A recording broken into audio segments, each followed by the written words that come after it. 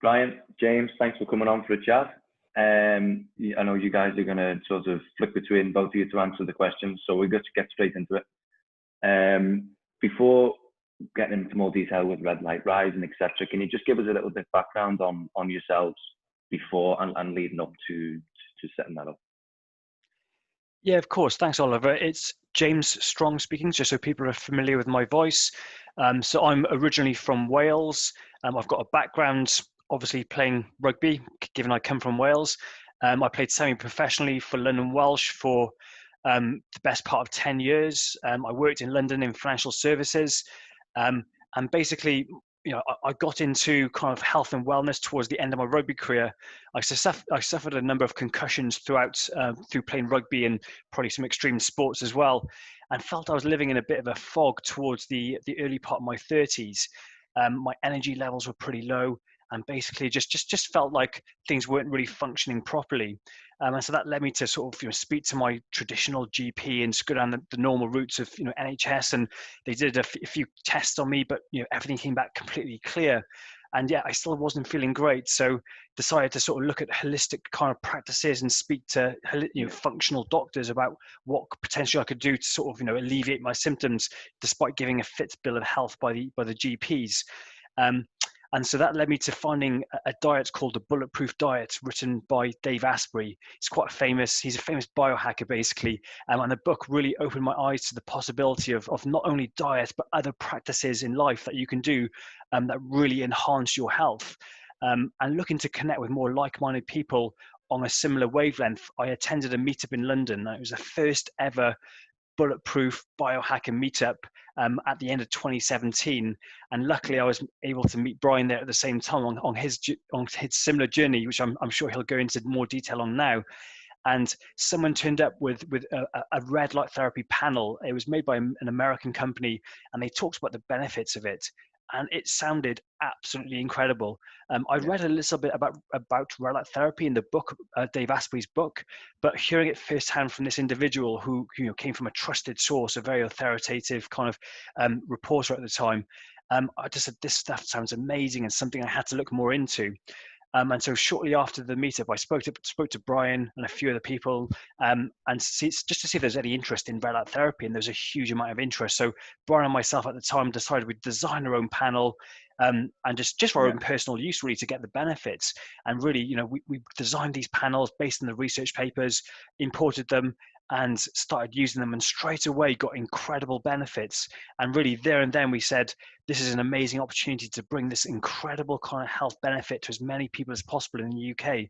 And right there and then at the end of 2017, Red Light Rising was formed.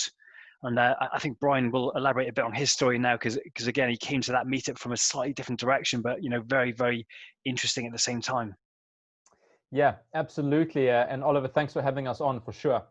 I don't have quite as an extreme story as James. I unfortunately haven't suffered, that I know of, any concussion. So, but I was coming from, another kind of position of ill health, because I made the decision to go vegetarian really early in my 20s, and I was so indoctrinated by the vegetarian mindset that meat was unhealthy and meat was bad. And you shouldn't eat it, and vegetables are the only thing you need. I was so absorbed by that idea that I didn't notice that I was actually getting sicker and sicker and sicker. I ended up just making a bunch of excuses. I blamed my genetics. I blamed, I didn't blame, but I knew it was, my parents suffered the same conditions as me. So I just thought, oh, well, this is my lot in life. And, I just kind of got sicker and sicker. And then, because in the back of my mind, I was always anxious about the body pain I had. I had severe joint pain throughout my vegetarian career, which lasted 7 years. I had severe digestive issues, which started literally day one of being a vegetarian and continued up until very recently, because, I'd done so much damage to my gut. So I kind of, same thing. I stumbled into the Bulletproof Diet because I was looking for someone had mentioned to me that maybe you should eat meat and look into that, and maybe you should have animal fat and look into that. So I found the Bulletproof Diet as well by Dave Asprey, and In this book, he talks not only about the low carb, high fat diet and the health benefits of meat and the potential dangers of vegetables for some people like myself, but he also talks about biohacking, so taking cold showers, fasting, blue blocking, for example. And one of the things he spoke about very highly was red light therapy. So, what I did and what I always tell people to do is do the free stuff first, do the cold showers, do the fasting, get your sleep hygiene right, get your exercise right, get your diet right. Once you're doing all of those, then you can start spending money on technology and supplements. So that's exactly what I did. I got all the other things right. And then just about the time that I met James was when I was starting to, I went to that meeting because it was specifically around red light therapy. And I was at that point where I was now ready, because I'd done everything else. I was now ready to focus and invest in red light therapy. So, we came together at that meeting and we saw this light panel and we felt the intensity of the light. That, like James says, we then made our own lights and started using them. And within a matter of days, I started to feel the benefits. And then the curious thing with red light therapy is that the more you do it, the kind of more benefits you gain. And as James says, we knew we had to start Red Light Rising because it was, health and wellness is a big passion of ours. Red light therapy became a big passion of ours, and the rest is history, as they say. Right. And so you sort of both touched slightly upon the previous careers maybe, but so how do you think that they have helped and or hindered your Red Light Rising journey?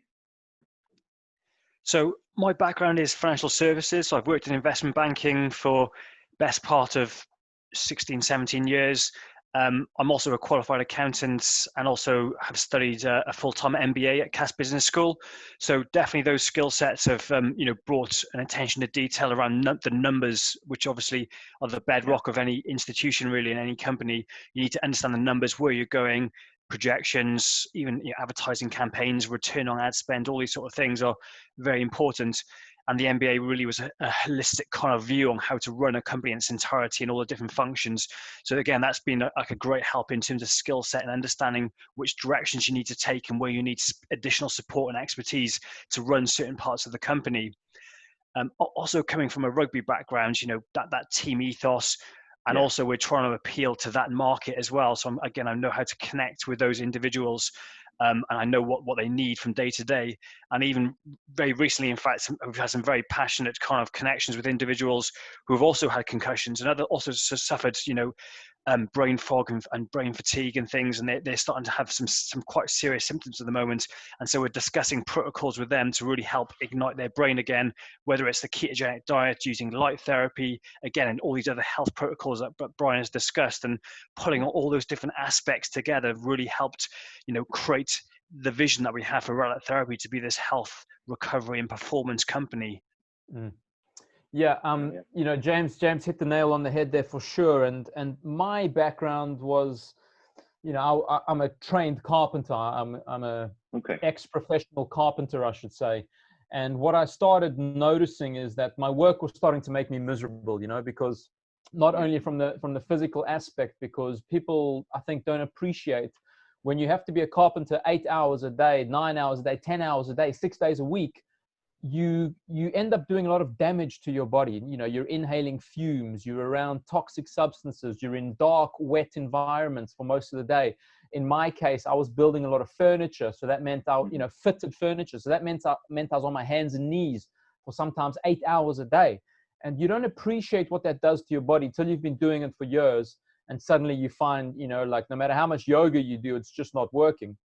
And while I was doing this, I was always listening to health podcasts and wellness podcasts and thinking about my own health and doing all these, outside of the mainstream, health habits and biohacks, as we call them. And I started to realize, man, my mind 8-9 hours a day is on health and wellness, but my body, I'm making me go through carpentry for money, which it just wasn't congruent anymore. So it was making me miserable. So to be honest, when we decided to start Red Light Rising, it was like, let's do it, but not expecting to quit our day jobs anytime soon. I know James you know, is still working on his other job, and I left the UK so that I could, you know, give up my day job so that I could work more on Red Light Rising, because, you know, we're not millionaires, we don't make a lot of money from the company. So, you know, what I've done is cut my expenses so that I can, you know, then justify working 8 hours a day on the business. But it like James says, it means all day I get to think about health, wellness, performance, recovery. I get to talk to people about diet, sleep, sports, how to use red light therapy, how to use blue blocking technology. And, you know, you can't ask for much more than that, you know, if you're into health and wellness. Definitely. And so we're using the terms, and we're talking about Red Light Rising and what you did. So sort of in the simplest terms possible, what is Red Light Rising as an entity? So both Bryan and I are super passionate about what we do, and we both come from a sporting background, and we both enjoy training and that kind of physical challenge. And so we're trying to build a company, especially around our ethos and philosophy, which is, you know, around health, performance, and recovery. So those three words kind of define the pillars of Red Light Rising. And we're trying to bring in not just red light therapy protocols for people to use, but we're trying to bring in other modalities that can support their health, performance, and recovery. So you'll see us adding extra, you know, products in the very near future. I know you're aware we've just released our blue blockers as well, which we might come to later. But again, we're trying to bring together technology and protocols and tools that both Bryan and I are very passionate about, and we both use and we both get massive benefits from.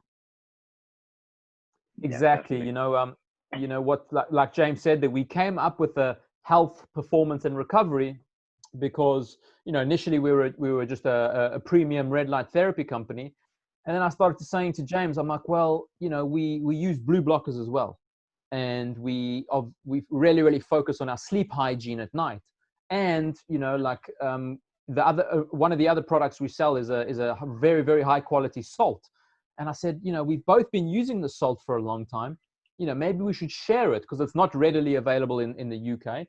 So this is kind of our motivation, is that, you know, like we did start as a red light therapy company, and the name of the company is Red Light Rising. So it's very suggestive of what we do. But that's not the whole picture. And red light therapy cannot be the whole picture either. It's a very, very powerful tool. But, you know, just like a mechanic can't show up to fix a car with one spanner, he needs his whole toolkit to fix the car, and then he can fix the car. And that's kind of what we realized we really wanted to express with Red Light Rising. So, you know, this little ecosystem of products we're developing, it's kind of modeled on our own lives. You know, so every product that we sell, I can tell you, oh no, this is how I use this. This is when I use this. This is how I combine it with this product. You know, and that's how we aim to do it rolling forward. So we've the inspiration we've touched on at the start, where you guys met, what you guys saw. So if we just go into a bit more detail with the products then. So firstly, the Origin and the Advantage series, you correct me if I'm wrong when I've said that, but so what's the difference between these two? What are they, and what's the difference? So these are both our red light therapy products, and the Origin series were the first lights that we launched with at the start of 2018. And basically they're at the time, they were some of the most powerful devices on the market, and they still are to this day. But they are perfect for people to use at home, on the go, and even in some sort of, you know, clinical environments as well. And they were, as I said, the first lights that we launched, and we're super proud of them. And they're going to remain in our product offering for the foreseeable future, basically, and because they still are some of the best in the market that you can find, especially at the price. The Advantage series was something that Bryan and I put together to target a more specific aspect of the market. And we noticed that we were getting a lot of interest from clinicians, from teams, from professional sports environments. And basically they were, you know, asking for bigger setups to encompass more people, more power, shorter treatment times. And so we put our heads together to design a protocol where we could, you know, create a modular set of lights. So basically the Advantage series lights can all be connected together, which means that one panel could control up to 12 panels, meaning you could have a wall of 2 meters by 2 meters of lights, and even create like a sandwich effect, all controlled by one light. they also have more technology. So they have a touch panel control system with an LED display on it. So you can set a timer functionality. So in a clinical environment, you could say to someone, 10 minutes in this light, and then that's your treatment time done. Boom, boom, boom, set the timer, press OK, lights ignite, and you're away for the treatment time. And it basically makes it a very kind of efficient system for clinical practitioners to use, so they can charge people by the minute, by the 10-minute block, and the lights will just turn off when time's out. Next patient, button, boom. And again, it's just very efficient. And we're working with some clinicians at the moment, and they're seeing some pretty incredible results using our Advantage series, not only in benefits for their clients, but also in their bottom line. In fact, one individual has managed to double his revenue for each month based on implementing red light therapy as well, because it's such an amazing modality that can benefit so many people, that he is basically recommending his clients use them. Obviously, it's at their own discretion whether they do use it or not, but everyone is absolutely loving it, and they're coming back after every session to use more red light therapy. Yeah, absolutely perfect. Not much I could add to that. James has, I think, covered all the bases there pretty well. Yeah, and so then we'll move on to the next. So it was premium blue eyewear. I don't know which one of you guys want to go with that one. So what's that all about? So I'll take that one just because James, I think, needs a sip of water. Yeah, so that's the blue blocking eyewear that you've just mentioned. So this is a bit of a new concept. I mean, it's not new, but it's now only creeping into the mainstream, which is great to see. You know, we're starting to see a lot of evidence about, you know, the blue light that's emitted from our devices, you know. So the phrases that people are going to hear is they're going to hear blue light, they're going to hear junk light, and they're going to hear artificial light. These are all the same things. It's just, you know, it just depends on the publication that's talking to it. So blue light, you know, briefly is the kind of light that comes out of computer screens and laptops and TVs and, you know, your LED lights in your house and street lights and almost any artificial light contains a very, very high amount of blue light. And blue light is important because that's the color of light that goes in your eyes and goes to your brain and tells your brain it's daytime, which at 7 in the morning is fantastic. That's exactly what you want. You want the clear message to your brain that it's daytime. But unfortunately, especially as winter rolls in Europe right now and North America, the days are getting much, much shorter. They're much, much darker.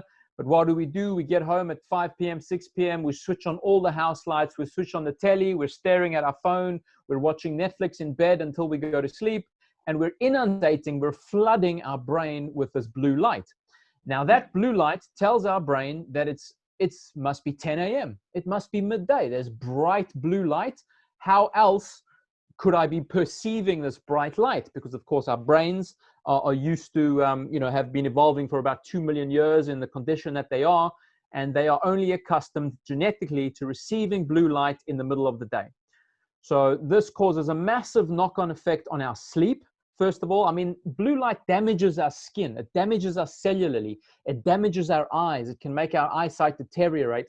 And it obviously causes that confusion to the brain, which then leaks over into your sleep quality. So if you're watching Netflix at 9 p.m. and then you go to sleep at 10 p.m., your brain is still wired because it thinks it's midday.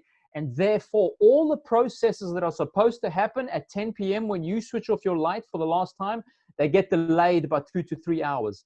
And that can have the massive, massive effect. It is having a massive effect on not only kids in school, our youth, because they're now addicted to their cell phones as well, but also onto adults and athletes because everybody's addicted to their cell phones and no one's sleeping properly anymore. So slowly our recovery suffers, our performance suffers, our healing, our immunity, everything suffers if you don't sleep well. And blue light is causing us to sleep very, very poorly. So now what do? You grab some blue blocking eyewear, which are just spectacles, just glasses that you put on with very specific kind of lenses. And what there's 2 different lenses, but what they do basically is they block out the blue and green light from going in your eyes and going to your brain and confusing your brain. So the theory goes, the proof goes that you can wear the blue light blocking glasses, work on your computers, work on your cell phone, play or watch Netflix or whatever you're doing, and your brain is not receiving blue light. So your brain is starting to prepare for sleep, at 8, 9 p.m., which means by the time you do switch off the light, your brain is on schedule, it's on point, it's on target to begin the nighttime healing and sleep processes. Yeah, because that was my, I was going to say, because I definitely am someone who was addicted to my phone, to my iPhone or whatever. So how long before bedtime, if you like, would I be wearing these glasses for it to have maximum effect? So we've got two different kinds of lenses. We've got a yellow lens and a red lens. We call them the Day Pro and the Night Pro. So basically, there's a little bit of nuance. So if you're going to be stuck in an office all day and you know that you're an office worker, you know that you're under artificial light all day, you don't get a lot of natural light because it's dark in the winter mornings, it's dark in the winter afternoons. So you're just not getting a decent natural light. So then you can wear the Day Pros, the yellow lenses, from about lunchtime until you go to sleep, basically. And then the red lenses, you can wear the 2 or 3 hours running up to sleep, because the red lenses completely block blue and green light, which is going to put your brain to sleep. So we don't recommend wearing that during the day when you still have to function. You still want your brain to know that it's daytime, so there needs to be, a certain amount of blue and green light. So the yellow lenses will let in slightly more blue or green light. Well, it'll block out 95% of blue and green light, so only letting in a little amount, whereas the red will block it out completely. So for most of us, we need both lenses. I need the yellow lenses very soon because I'm going to be indoors for the rest of the day, so I can begin to block the overwhelming amounts of blue and green light. And then at about, I go to sleep at around 9 p.m. So around 7 p.m., I'll put on the red ones, and then I'll block all blue and green light, and my brain will be well ahead of schedule for the sleep hormones. Right. And so you touched on the salt. So I've seen that on your website. It looks interesting. So what are the benefits to that? What is the salt, and what are the benefits? Does James want to pop in? James. I'm happy to pop in. And so we're all very familiar with salt. It's been a big part of everyone's life. I'm sure they used to go into, any sort of restaurants or bars or cafes and picking up the white salt shaker and putting it on their food. But what they don't know is that white salt has been highly processed. And if you actually look into it, it's probably got a number of additives added to the salt as well to prolong shelf life, flavor. But also, you may find sugar being added as well, which is absolutely crazy.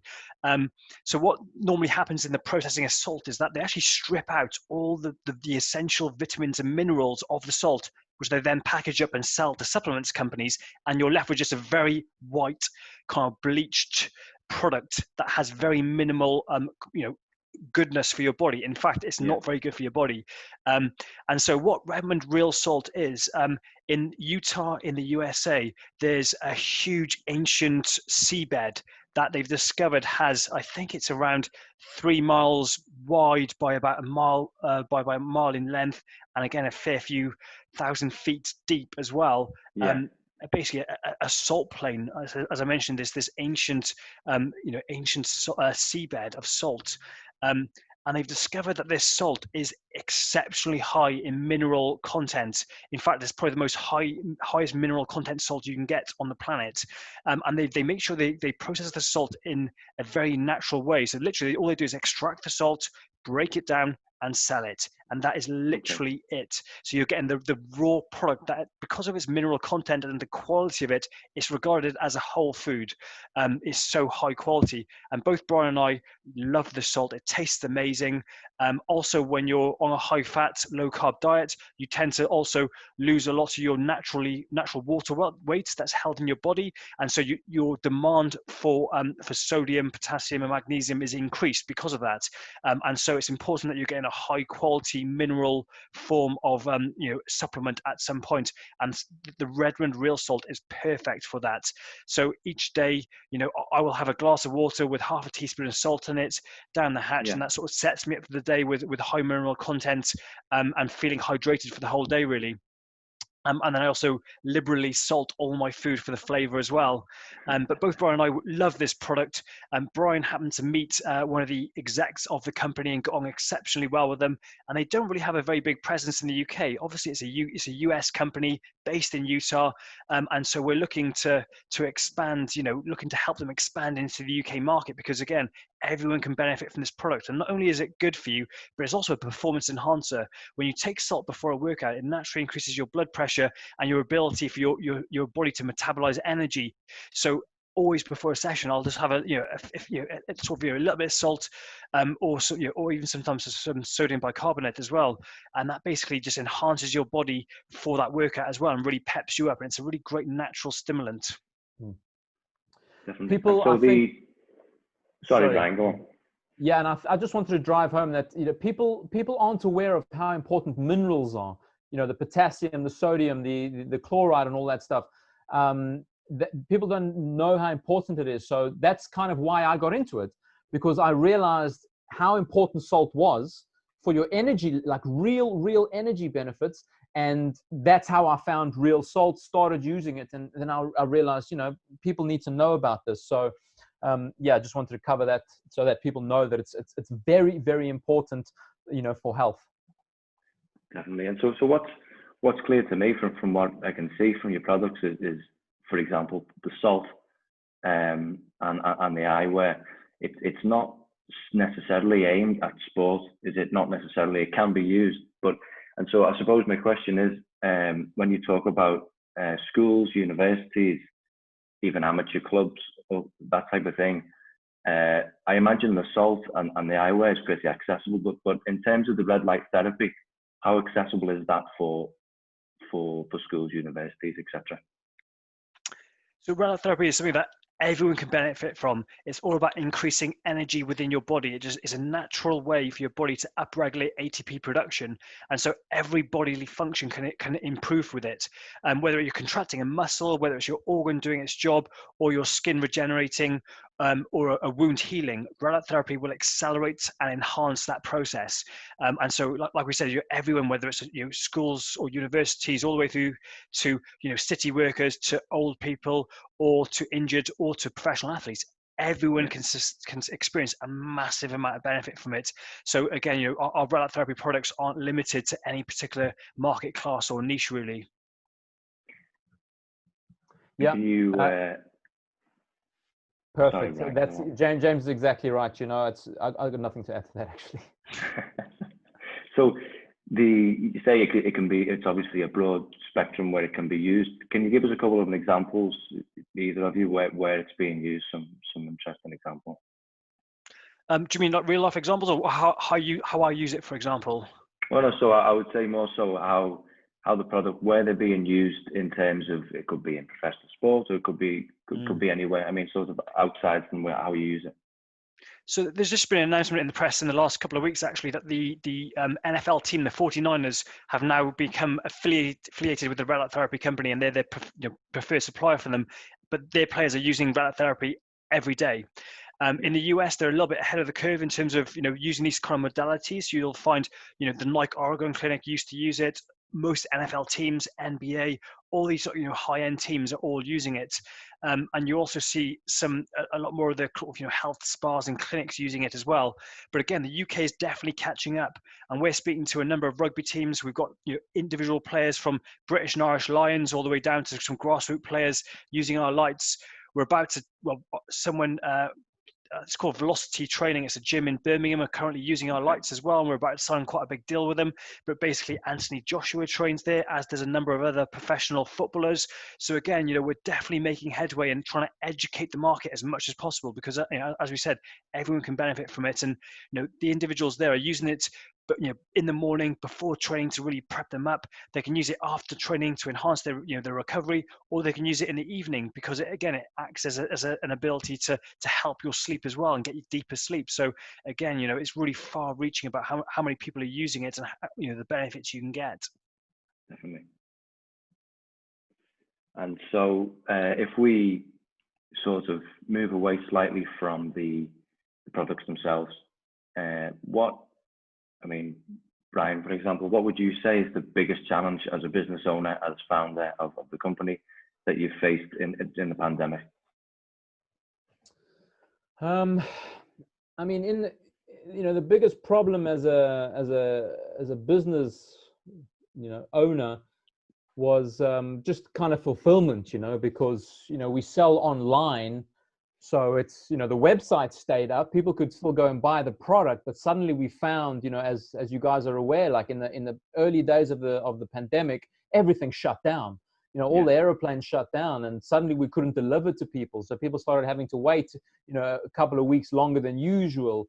So that was probably the major issue for us, I suppose. Luckily, we have a very, very small team, so no one got sick, which is fantastic.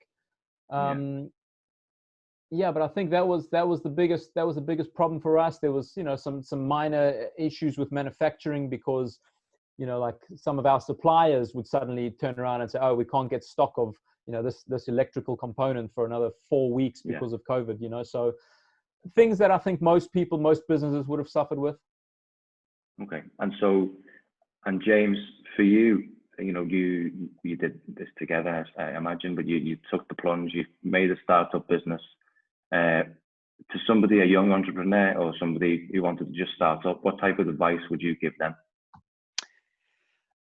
I mean, anyone who has any idea, definitely go for it. Do your research, look into it, explore opportunities of how you can initiate that idea, and get it up and running. Basically, there's no need to leave your job initially. I think Bryan and I are great examples of two options you can have with this, of running a business as a side hustle initially, and also cutting back on your cost structure in order that you can make the business your primary income as well. But one thing that for both Bryan and I will agree on, I'm sure, is that surrounding yourself with smart people, finding a mentor. You can find people who offer the services for free. You don't need to pay some multi-millionaire successful businessman for his services. I mean, both Bryan and I enjoy talking to entrepreneurs and talk about people's ideas. So again, we'd welcome conversations with individuals, but finding experts in your field, people who've been there and done that, can share their experiences, and that's the best learning you can get, really. Definitely. And so I'll ask this one. Yeah, go on, Bryan. I would say you have to do something you love, So for example, if you're looking and you think, like online gambling's making a lot of money now, maybe I'll do that. And it's like, do you love gambling? Are you into gambling? Like what, So make sure whatever you're going to start doing, you love it. Otherwise, you're just going to frustrate yourself. Yeah. And so for both of you then, just sort of quick answer, what would you change on your own personal journey in terms of red light driving, if you could go back and give yourself some advice? So for me, it would be, just don't be scared. Just go in, go big. And, I think in the early days, we were all a bit, trepid about, tiptoeing around whether we should actually invest a lot of money in big amount of stock and things. And I think, have faith in your idea and your own sort of, ability to execute something, have that self-belief to really carry it through. Yeah. I think we did the best we could with what we knew and what we had at the time.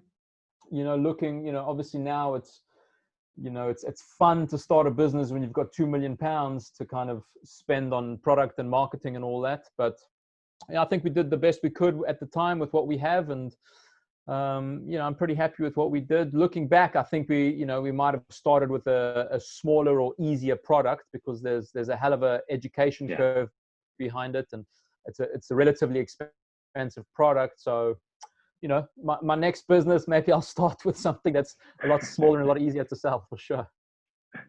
And so moving on then, guys, to, we finish off with a few questions about you. So, Bryan, what helps you switch off from your work, if you find that at all possible? I think for me, the switching off part is just, I have to change completely what I'm doing. So sometimes I'll close the laptop, I'll put the phone on silent, and I'll go work out, or I'll go for a walk. Sometimes it's, putting on a podcast, I'll listen to a podcast, or, I'll put on something silly, like something on Netflix, something just to take me completely out of my mind, where there's no thinking involved, and I'm just consuming, mindless kind of entertainment for half an hour. That really helps me switch off. And you, James? So similar to Bryan, really, I find working out a great way of not only switching off, but reducing stress as well, and becoming more resilient to myself. So I do enjoy doing that. Also, recently, my wife and I welcomed a little girl into the world. So we've got a 9-month-old daughter. So I find spending a lot of time with her, educating her, trying to teach her to crawl, walk, communicate, massively rewarding, and a journey I'm loving. And that's a huge area for me just to switch off and immerse myself in family and something different. It's great. And so I think it's fair to say for both of you, your main passions, wellness, exercise, that type of thing. So Bryan, could you just sort of give us a little bit of background on any diets or the diet that I think you guys mentioned it earlier on. Is it the bulletproof?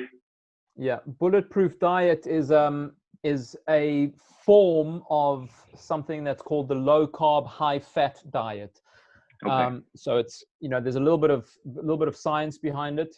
The body can burn either carbohydrates, glucose for fuel, or it can burn fat for fuel. So there's a little bit of a nuance, like how you switch to becoming a fat burning system, which is what James and I did, and obviously millions and millions of other people. So examples of the low carb, high fat diet can be paleo diet, can be the bulletproof diet, can be the keto diet. And now for me, because I've done so much damage to my body with the plant-based diet, the vegetarian diet, I kind of healed my body with the bulletproof diet. That's where it started. And I just kind of kept reading and learning and experimenting and slowly adjusting what I was eating and how much I was eating. And about 2 years ago, I landed on the carnivore diet, which is a very extreme version basically of the low carb, high fat diet. And that is that I eat, for a period of time, for about 8 months, I ate nothing but beef, water, coffee, and salt. That's all I had twice a day, every single day for about 8 months. And that helped me get over the last, health hurdles that I had at the time.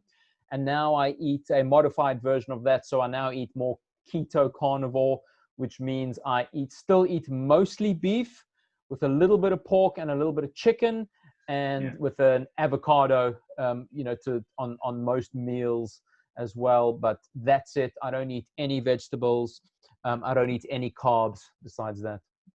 Okay. And so, James, do you guys sort of share the same type of diet, or do you follow the same, James, or you do something slightly different? I think everyone's different at the end of the day, and everyone responds differently to different food and dietary inputs. And so, again, my diet is similar to Bryan in that it's low carb, high fat, but I still have a lot of fibrous, I would call healthy vegetables in my diet, which are properly prepared though, to make sure I'm not getting too many anti-nutrients, too many lectins or oxalates in my diet, which are naturally inflammatory and can cause a lot of gut distress as well. I don't necessarily follow a specific diet, but I just enjoy eating healthy, whole foods. I make everything I eat. I also, as Bryan does as well, do a lot of fasting. So again, I try not to eat my first meal until after midday, and that gives me a solid, 16, maybe 18 hours of having no food, and that allows your body to really reset, become more insulin sensitive, and actually initiate what they call autophagy, which is where your body starts breaking down the damaged and kind of malignant cells. And it's a really good sort of way of your body just self-cleansing.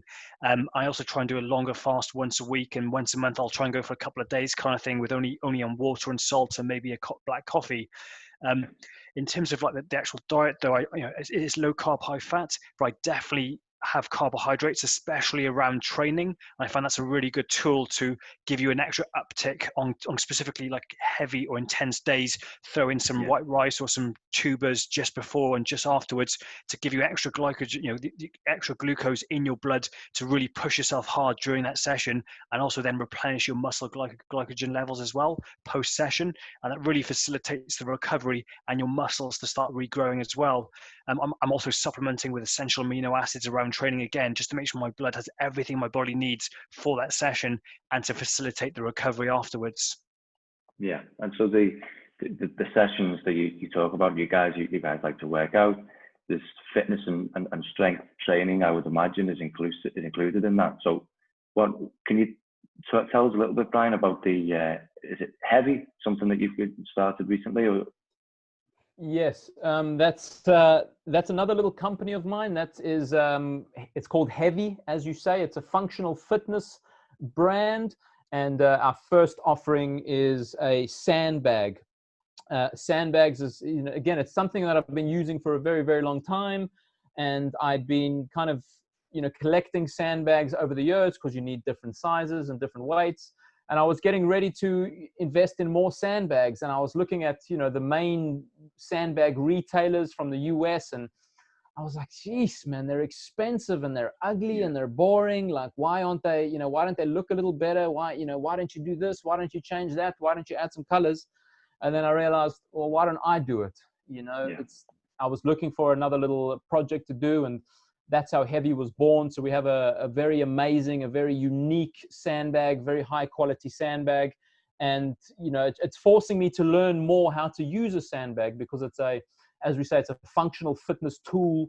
And, for your listeners or your viewers, like, functional fitness is something that not only makes you better in sport, but it makes you better in life, because you get stronger at picking up a suitcase, for example, or picking up your kids, or picking up, an old tire when you're changing the tire on a car, or God forbid, picking up an unconscious friend, or there's been an accident or something.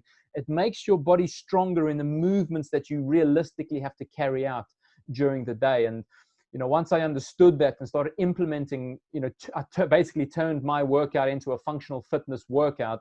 My overall strength and abilities have just skyrocketed because of it. Yeah, so it's the practical sort of day-to-day things that you might be doing. Mm-hmm. It's interesting. And so we'll, James, this question stumps a couple. It's such a wide range, but who would you say is your favourite athlete of all time, and why? I'll give you two answers on this. So growing up, I obviously in Wales used to watch a lot of rugby, and at the time, Jeff Wilson was this very famous Kiwi winger, fullback, and just an exceptional athlete. He also played cricket for New Zealand as well, and just was an incredible all-round athlete. And growing up, I used to just be inspired watching the Kiwis, but in particular him playing and his whole all-round game as well. And then probably in the last 15, 20 years, again, watching Welsh rugby, Shane Williams has just been a true inspiration for the country. In his early days, he had a lot of adversity in that he was a small athlete and selectors didn't like him because he was too little, and he was giving a chance, and boy did he seize his opportunity. And basically, obviously now he holds records for try scoring. He's one of the top cap holders for Wales as well, and just was totally inspirational in sort of setting alight a rugby field. He was just amazing to watch, and he's been missed since he's left the rugby scene, but again, he's definitely one of my favorite athletes of all time. Right. And Bryan, for you, a slightly different question. Who would you say is the most impressive, or James touched on inspiring, the most inspiring person you've met, either through your work or just generally? You can say me if you want, Bryan. Well, I was just thinking about a nice way I could say it. I am really inspired by James, because he's a lot busier than I am, and he still manages to do all the work that's needed of him, required of him for Red Light Rising. So I do think about that a lot, actually, James. I'm like, Jesus, how does James have a new child, a wife, a new house, a day job, and a business? It really is inspiring to me, and it always makes me think like, I need to work a little bit harder. But one of the most exciting people I've met recently is actually John Gray, the author of Men Are From Mars, Women Are From Venus. He's a very famous, very well-known relationship coach, relationship author. I absolutely love his books, and I recently bumped into him after an event in London where it was just me and him alone in an elevator, and I was like, well, I have to talk to you now. So it was really great to meet him, because his teachings on relationships completely changed the way I behaved in my relationships at the time and moving forward. So he was very inspiring. Cool. And so Then this one I'll ask to both of you guys, starting with you, James. How do you see the future for yourself, but more so for Red Light Rising? So we've got a very exciting time ahead at Red Light Rising, and as we've both mentioned, there's new products coming out. All our products we're super passionate about and very proud of what we've done. All our lights and glasses are tested by the Light Industry Association, so we verified the quality and the efficacy of everything we do. A lot of companies can't, attest to having tested, third-party tested to that degree anything they do. And so when you buy from us, you're getting a certain level of quality and trust as well. Both Bryan and I are also trying to work on expanding markets. So we're working with, as I mentioned, some very elite coaches at the moment. We're also looking to expand internationally. So we're putting together business plans to really move into the American market as well, also the Australian market.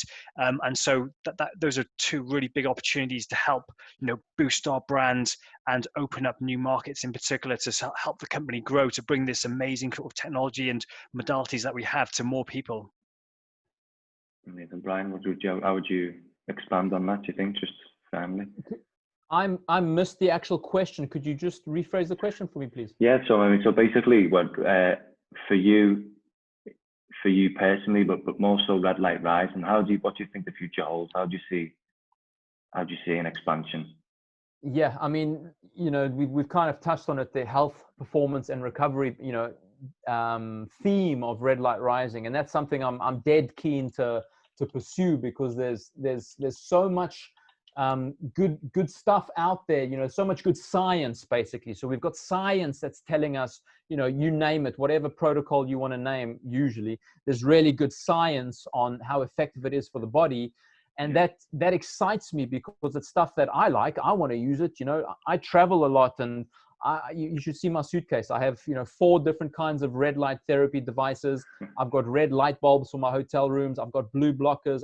I travel with a bunch of technology, because I know how important it is to my health. And so I'm really excited to keep expanding the products that we can offer for Red Light Rising, to just help. The idea would be, the dream come true would be to be a one-stop shop for your health, performance, and recovery. So we might go into supplements. We're definitely going to go into a couple of other healthy habits, which I won't mention just now, but we're going to expanding all our ranges. So a pro athlete, or the weekend warrior at home, can come to us and say, hey man, I'm building my little home gym, I'm building my little home sanctuary. I'm going to buy all your products, because they're all the best on the market, and all of them are proven and very, very useful. So that would be the dream come true for me, I think. Yeah, it sounds so exciting. So listen, guys, thanks for finding the time to chat with me, to chat with us, especially James, seemingly, with everything that he's got going on. But I'll catch you again soon, and good luck. Awesome. Thank you so much. Thank you. Cheers, love it.